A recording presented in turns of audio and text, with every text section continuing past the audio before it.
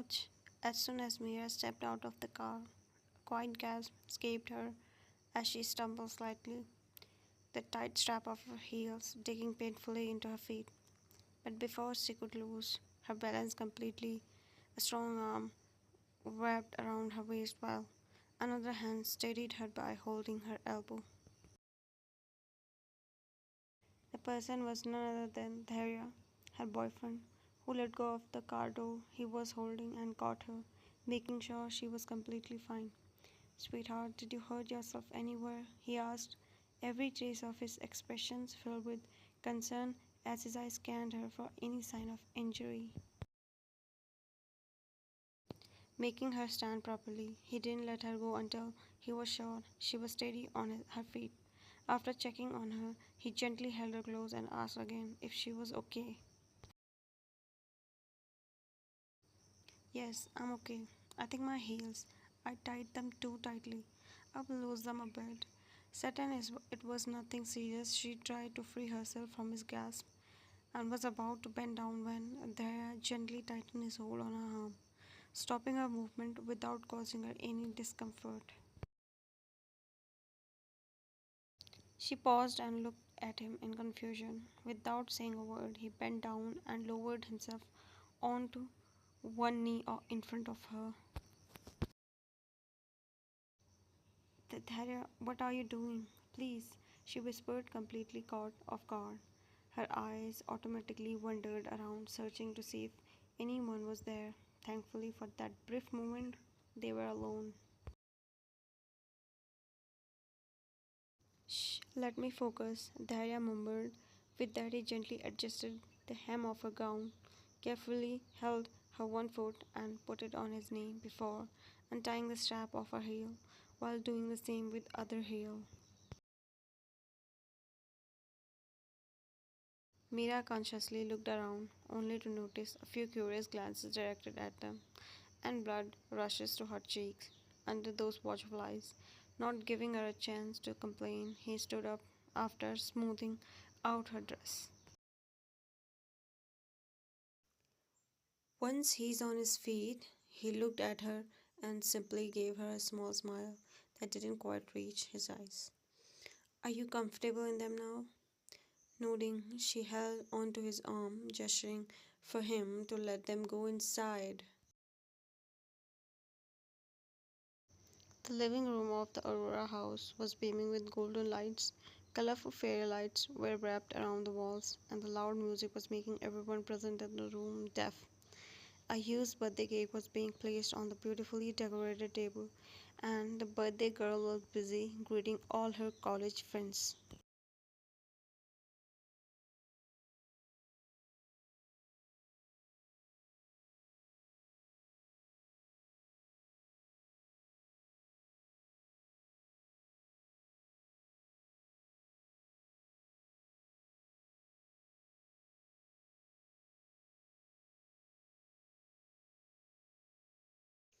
No matter how many times she convinced herself that he loved her only as his best friend, and that the woman he truly loves was Mira, his woman, her heart still longed for even the smallest glimpse of him.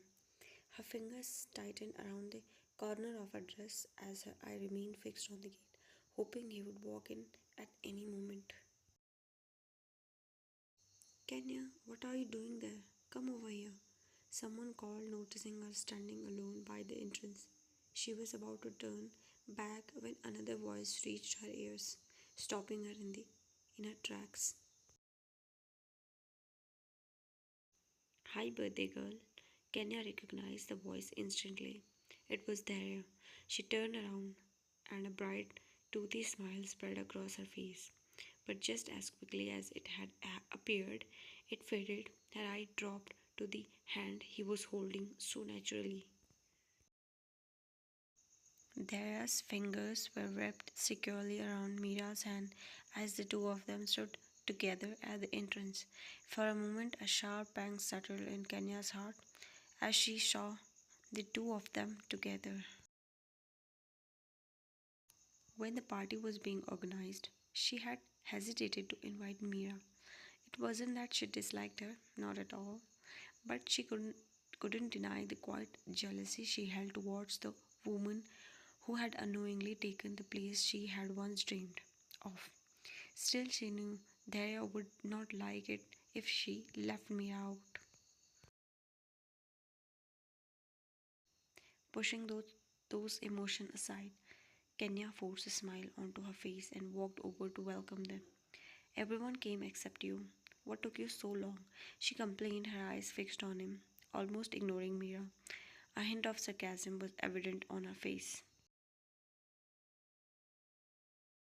Not giving him a chance to answer, she spoke again, this time finally acknowledging Mira. Mira, at least you could have made him come early. He never gets late when it's a date, but I guess it was only my birthday. Right, Dara? Dara shook his head as a helpless smile appeared on his face, thinking she was just complaining as a joke. He didn't really know the deeper meaning behind her words.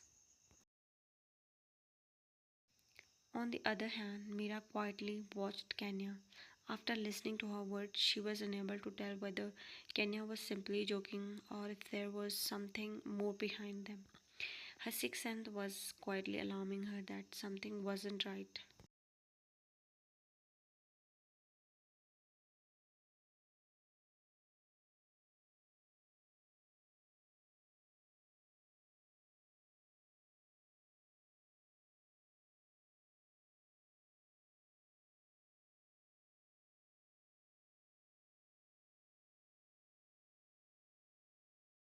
Even while hugging Kenya, his other hand remained firmly intertwined with Mira's, Mira's, a silent reminder that he had not forgot her presence even for a second. As he broke the hug, he offered her a small smile. I'm sorry, my suit didn't arrive on time. That's what took us so long, but forget about that. Happiest birthday. I'm so happy you have added another year to your life. He chuckled. You're getting old. His teasing made Kenya laugh, and before long, Mira found herself laughing along with them.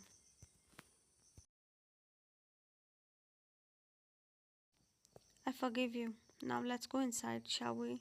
Saying that to the both of them, they went inside, meeting and greeting everyone.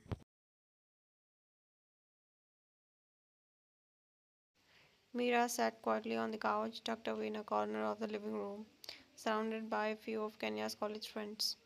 They were busy sharing old memories, talking about work, laughing, and teasing one another. Unlike them, Mira remains mostly silent. Every now and then, a small smile found its way to her lips as she listened to their conversation, but she hardly spoke. On the surface, she looked perfectly fine, but she wasn't. A sharp cramp suddenly twisted through her lower abdomen, making her instinctively press both her palms against her stomach. She let out a slow breath, hoping it would pass like the previous ones. For the last 5 minutes, the cramp had been coming and going, each one leaving behind a little more discomfort than the last. Unable to ignore them anymore, her eye instinctively searched for the hair.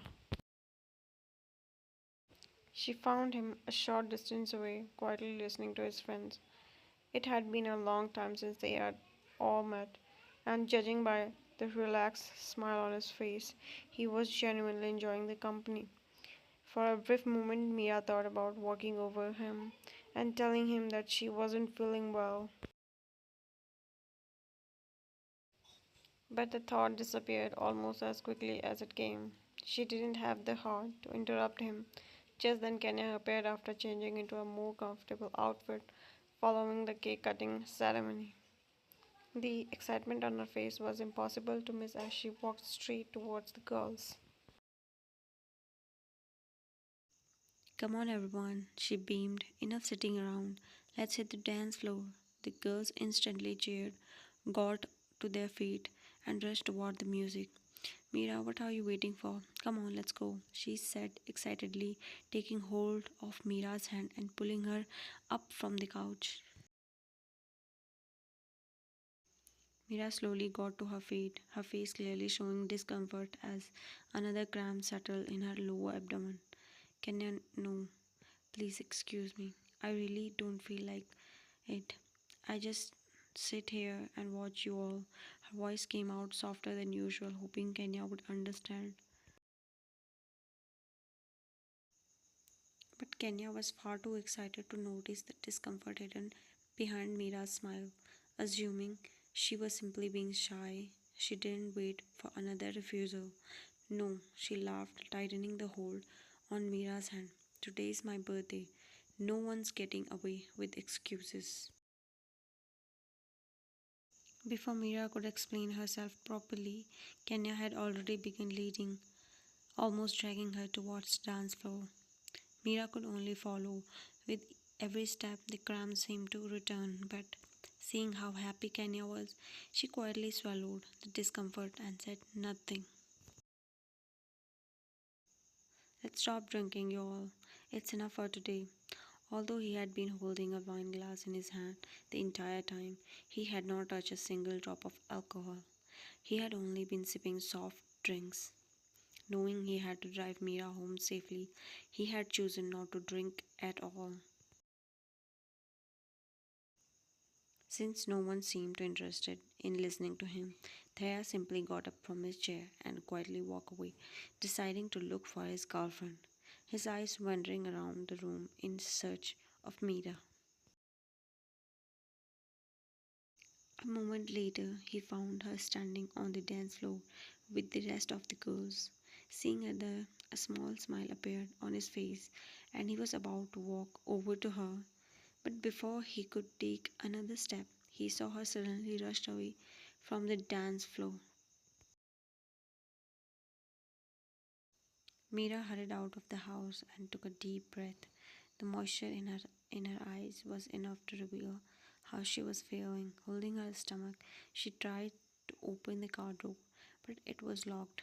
Growing impatient, she tugged at the handle again. Why the heck isn't this opening? She muttered through her gritted teeth. Because it's locked, darling. Mira abruptly turned towards the sound of his voice. Hurriedly making his way to her, he unlocked the car door with his key before gently holding her by the arms from behind.